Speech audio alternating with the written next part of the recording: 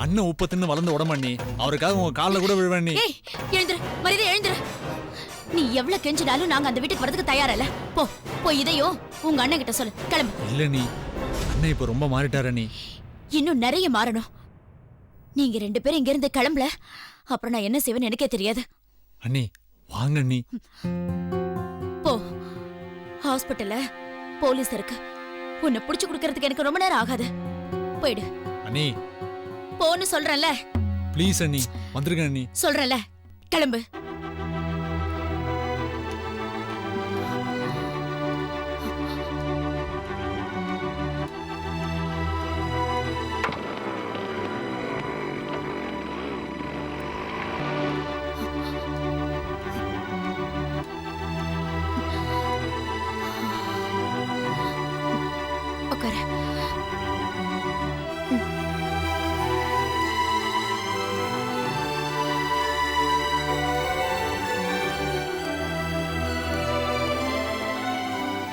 கஸ்தூரி போலாம்.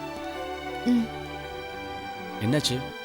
அதான் டாக்டர் சரியாடுன்னு சொல்லியிருக்காருல்ல, அப்புறம் என்ன? அதெல்லாம் ஒண்ணும் இல்ல. சரி வாங்க.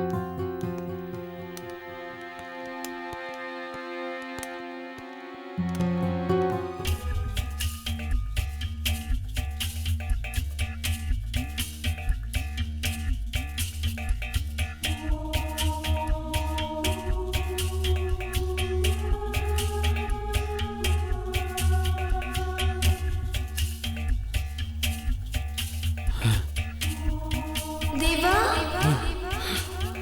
தேவா, தேவா, தேவா, தேவா, தேவா, தேவா, தேவா, தேவா. பாப்பா, பாப்பா, அண்ணே பாப்பா. என்னாச்சு? ஏய், பாப்பா வந்தா பாத்தீங்களாடா? இல்லையாண்ணே. போங்கடா, நல்லா தின்னு தின்னு தூங்குங்க. புள்ள இல்லாத ஏக்கத்தை நீங்களா புரிஞ்சுக்காதீங்கடா. ச்சே. அண்ணா என்னடா? அண்ணிய பார்த்தனே. அண்ணிய பாத்தியா? எங்க? என் சகல உடம்பு சரியில்லாம அடையார் ஆஸ்பத்திரியில படுத்திருக்கானே. அவனை பார்த்துட்டு வெளியே வரும்போது அண்ணிய பார்த்தனே. பேசுனியா? பாப்பா இருந்தாளா? பேசுனே. பாப்பா கூட வாடா இருந்தா. போலாம். வேண்டாண்ணே, அவங்க போயிட்டாங்கண்ணே. போயிட்டாங்களா? ஏண்டா, ஏதாவது ஆறுதலா பேசி கூட்டு வந்திருக்கலாம். எவ்வளவு பேசுனே, அவங்க வரவே முடியாதுட்டாங்க. போடா. அவங்கள பேசி கூட்டு வர தெரியல, பேச வேண்டாம் வரலாம். இல்லண்ணே, எவ்வளவு முயற்சி பண்ணி போ. பார்த்தோம். போய் நீங்களாமாவது சந்தோஷமா இருங்க. நான் எப்படியாவது போடா.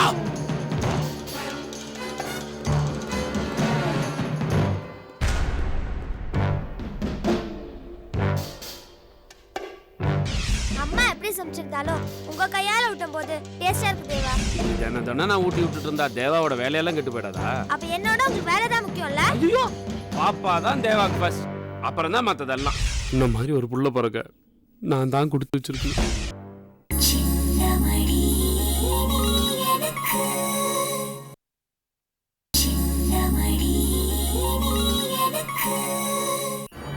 விடு, நான் வெளியே போறேன். சொன்ன கேளுமா, வெளியில எல்லாம் போக கூடாது. என்ன விடு, நான் வெளியே தான் போவேன். எனக்கு இங்க இருக்க பிடிக்கல. இல்ல, கண்டிப்பா இன்னைக்கு சிவா சார் வரேன்னு சொல்லிருக்காருமா. இல்ல, நீ போய் சொல்ற. இல்ல, நிஜமா தான் சொல்றேன், இன்னைக்கு சிவா சார் வந்துருவாரு. இல்ல, நேத்துக்கும் நீ இப்படிதான் சொன்ன. என்ன விடு, நான் போறேன். ஏய் ஏய் ரோசி, அவங்கள என்ன விடு, நான் வெளியே போறேன். ஏய், சொன்ன கேட்க மாட்டேன். சிவா சார் வருவாரு. போய் சொல்ற. இல்ல, இருங்க. யார் இவங்க? எதுக்கு அடிக்கிறீங்க? Patient madam. சிவா சார் இல்லன்னா ரொம்ப அடம் பிடிக்கிறாங்க. பேஷண்ட் கிட்ட இப்படி தான் நடந்துப்பீங்களா? நீங்க போங்க போங்க. அம்மா, டாக்டர் சிவா கண்டிப்பா வந்துருவாரு. நீங்க உள்ள போங்க. நீ போய் சொல்ற. இல்லம்மா, அவர் வந்துருவாரு. நானே ஃபோன் பண்ணி வர சொல்றேன். சரியா? உள்ள வாங்க. வாங்கம்மா. உட்காருங்க. கண்டிப்பா அவன் வருவானா? கண்டிப்பா வருவாரு. அவன் வந்தான்னா என் கூட அன்பா பேசுவான், எனக்கு வலிக்காம ஊசி போடுவான், எனக்கும் என் குழந்தைக்கும் அவன் தான் சாப்பாடு ஊட்டி விடுவான். அவன் இல்லைன்னா இங்க எல்லாரும் என்ன அடிக்கிறாங்க, திட்டுறாங்க. கவலைப்படாதீங்கம்மா, நான் அவங்க கிட்ட சொல்றேன். இனிமே யாரும் அப்படி நடந்துக்க மாட்டாங்க. நீ சொன்னாலும் அவனும் கேட்க மாட்டாங்க, அவன் சொன்னாதான் கேட்பாங்க. ஏன் தெரியுமா? அவன் ரொம்ப நல்லவன். என்ன பாக்குற? நீங்க அவரை புரிஞ்சுக்கிட்ட அளவுக்கு கூட நான் அவரை புரிஞ்சுக்கலமா. என் மேல உயிரிய வச்சு எல்லாத்தையுமே எனக்காக பார்த்து பார்த்து செஞ்சவரை நான் ரொம்ப கஷ்டப்படுத்திட்டேன். நீ அவனை அடிச்சியா? நியாயமா பார்த்தா அவர்தான் என்ன அடிச்சிருக்கணும். அந்த அளவுக்கு நான் அவரை கொடுமைப்படுத்திருக்கேன். ஆனா நான் அவரை புரிஞ்சுக்கணும்ன்றதுக்காக என்னை விட்டு அவர் அதிகமா நேசிச்ச இந்த ஹாஸ்பிட்டலை விட்டு அவர் எங்கேயோ போயிருக்காரு. ஏன் அழற? அவன் உன்னை விட்டும் போயிட்டானா? அவர் போகிற மாதிரி நான் தாமா செஞ்சுட்டேன். அழாத என்ன, நீ தானே சொன்ன அவன் வந்துருவான்னு. அவன் வந்ததுக்கு அப்புறமா நம்ம 2 பேரையும் விட்டு எங்கேயும் போக கூடாதுன்னு சொல்லிடுறேன், சரியா? சரிம்மா. அப்படியும் போனான்னு வச்சுக்கோயேன், நானும் நீயும் சேர்ந்து அவனுக்கு ஊசி குத்திடலாம். சரி, அவர் வருவாரு, நீங்க ரெஸ்ட் எடுத்துக்கோங்க. ம். நீங்க எங்கேயும் வெளியே போக கூடாது என்ன. அவர் ஊர்ல இருந்து வந்த உடனே உங்களை தான் தேடுவாரு. நீங்க இல்லைன்னா மனசு ரொம்ப கஷ்டப்படுவாரு. ம், ஆமா, நான் இல்லைன்னா அவன் என்னை தேடுவான். அவன் ரொம்ப நல்லவன். அப்படின்னா அவர் வர வரைக்கும் நீங்க அடம் பிடிக்காம இருக்கணும். நர்ஸ் சொல்றத கேட்கணும். மருந்து மாத்திரையெல்லாம் கரெக்டா சாப்பிடணும். வேலைக்கு சாப்பாடு ஒழுங்கா சாப்பிடணும். சரியா? ம், சரி. சரி, நீங்க படுத்துக்கோங்க.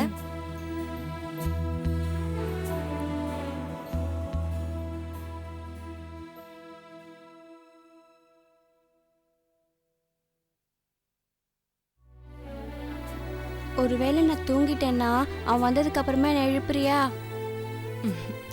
கண்டிப்பா எழுப்புறேன். நீங்க தூங்குங்க. ம்.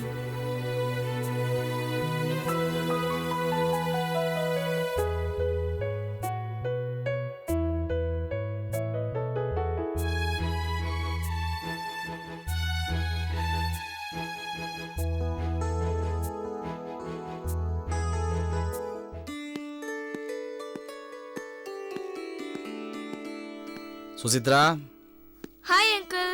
என்ன படிச்சிட்டு இருக்க? Science uncle. ஓ, சயின்ஸா? அதுக்கும் எனக்கு ரொம்ப தூரம். எவ்வளவு இன்ட்ரெஸ்டிங்கான சப்ஜெக்ட் தெரியுமா? அது உனக்கு.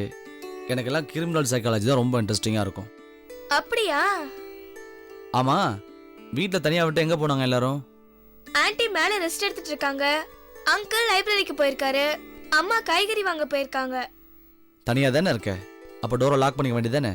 சாரி அங்கிள், அம்மா சொன்னாங்க, நான் தான் மறந்துட்டேன்.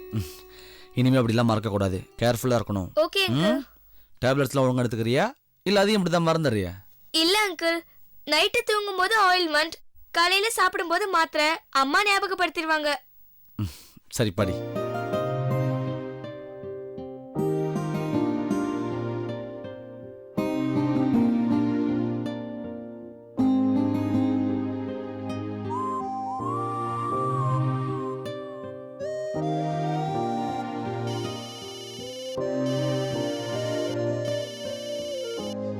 ஹலோ மஞ்சு, நான் ராதாகிருஷ்ணன் பேசுகிறேன். எப்படி இருக்கீங்க? நல்லா இருக்கேன். அங்கே நீங்கள் எல்லாம் எப்படி இருக்கீங்க? ம், நாங்க நல்லா இருக்கோம். சுபத்ரா கிட்ட கொஞ்சம் பேசணுமே. ம், இந்தா. யாரு? உங்க அண்ணன் பேசுறாரு. சொல்லுண்ணா, எப்படி இருக்க? உன் புண்ணியத்தில் ரொம்ப நல்லா இருக்கம்மா. என்ன கிண்டலா? உங்கள்கிட்ட 2 மேட்ரு சொல்லணும். நானும் ஃபோன் பண்ணுறப்பெல்லாம் மறந்தே போய்டுறேன். சொல்லுண்ணா, என்ன விஷயம்? அர்ஜுன் டெல்லியிலேருந்து வந்துட்டான். பூஞ்சோல நம்பர் கொடுக்க மறந்துட்டேன், ஆனால் கொடுத்துட்றேன். சரி, இன்னொரு மேட்ரு என்ன? நீ சொன்ன மாதிரி நம்ம சுசித்ராவை டாக்டர்கிட்ட கூட்டிகிட்டு போய் ட்ரீட்மெண்ட் ஆரம்பிச்சிட்டேன். டாக்டர் என்ன சொன்னாரு? நிச்சயமாக குணமாடு நம்பிக்கையாக சொல்லியிருக்காரு. வெரி குட்ண்ணா. அவ யாரோட உதவியும் இல்லாம எல்லாரையும் போல நல்லபடியா நடக்கணும்னா. அவள் 6 மாசத்துல நல்லாவே நடப்பான்னு டாக்டர் சொல்லிட்டாருமா. ரொம்ப சந்தோஷமா இருக்குண்ணா. சரி, நீ எப்போ இங்க வரப்போற? வரேன். கண்டிப்பா வரணும்னா. கண்டிப்பா வரும். புரியலையா? அர்ஜுனையும் கூட்டிட்டு வரேன். என்ன சத்தத்தையே காணோம்? வெக்கப்படுறியோ? ட்ரை பண்ணிட்டு இருக்கேன். சரி, நான் போனை வச்சிடுறேன். நீ தனியா உட்காந்து ட்ரை பண்ணு. ஓகேவா? சரிண்ணா. பாய்.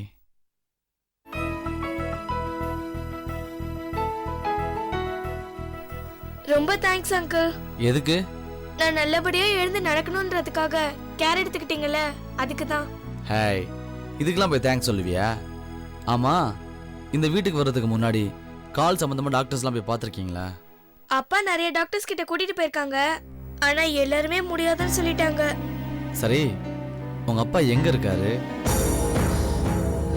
என்ன பண்றாரு? சரி சரி, நீ சொல்ல வேணாம், படி.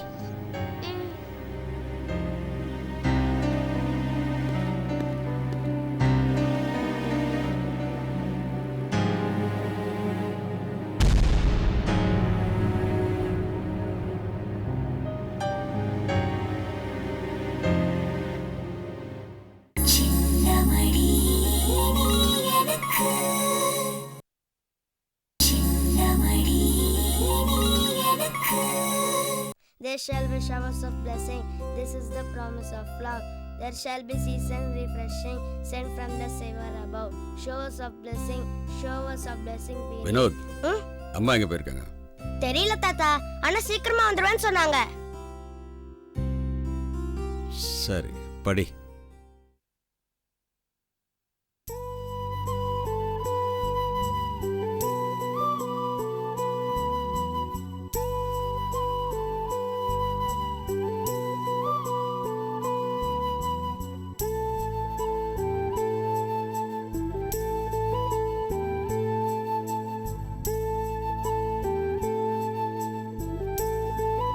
பாரு, எங்கம்மா போன?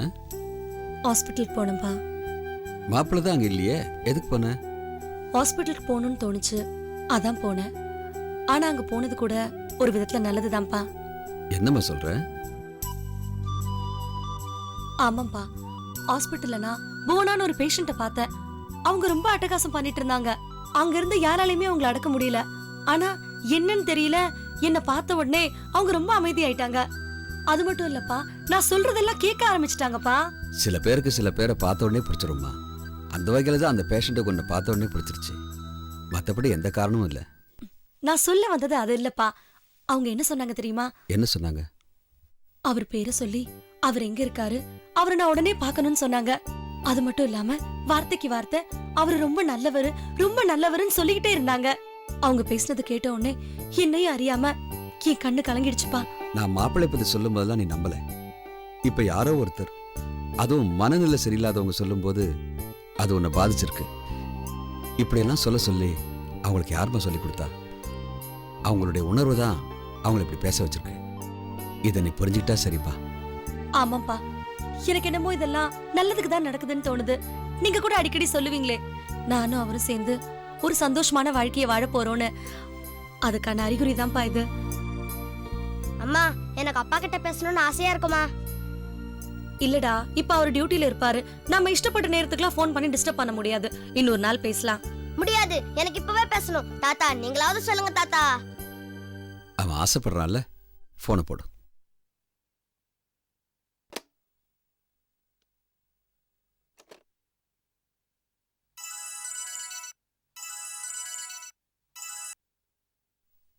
பாரு, நல்லா இருக்கீங்களா? நான் நல்லா இருக்கிறது இருக்கட்டும், நீ எப்படி இருக்க? உங்களை தான் நினைச்சிட்டு இருக்க. தேங்க்ஸ் பாரு, தேங்க்ஸ். மம்மி ஃபோன் கொடு மம்மி. இருடா குடுக்குறேன். என்னங்க, வினோத் உங்ககிட்ட பேசணுமா? பேசுங்க. Hello daddy. ஏ வினோத், எப்படிடா இருக்க? நல்லா இருக்கேன் டாடி. ஒழுங்கா ஸ்கூலுக்கு போறல? ஒழுங்கா போகணும், இல்லாட்டி மம்மி திட்டுவாங்கல்ல. வினோத், உன் ஹாஃப் இயர்லி ரிசல்ட் பத்தி சொல்லு. நான் தான் கிளாஸ்ல ஃபர்ஸ்ட் டாடி. ஏய், very good Vinod, very good. சரி, உனக்கு என்ன பிரசன்ட் வேணும் சொல்லு, அப்பா உனக்கு வாங்கிட்டு வரேன். எனக்கு ஒன்றும் வேணாம் டாடி, நீங்க தான் வேணும். நான் உங்களை பார்க்கணும். பார்க்கலாம் வினோத். அப்பா ஊர்ல இருந்து வந்தோடனே முதல்ல உன்னதான் வந்து பார்ப்பேன். அப்ப அம்மாவை பார்க்க மாட்டீங்களா? அம்மாவையும் பார்ப்பேன். சரி, அம்மா கிட்ட ஃபோன் கொடு. சரி. சொல்லுங்க. பாரு, நான் இப்போ கேம்ப் கிளம்பணும். நான் அப்புறமா பேசுறேன். அங்க உங்களை காண்டாக்ட் பண்ண முடியுமா?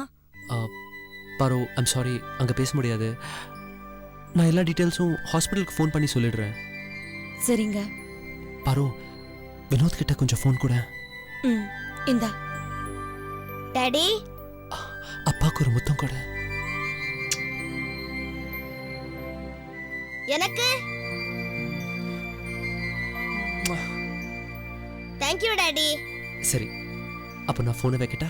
Okay bye. பாய். அப்பா கிட்ட பேசியாச்சா? இப்ப சந்தோஷமா? ஓகே. சரி போ, ஹோம்வொர்க்லாம் பண்ணு போ. ம். அப்பா, நீங்க காஃபி ஏதாவது சாப்பிடுறீங்களா? கூட உடனே கொண்டு வரேன்.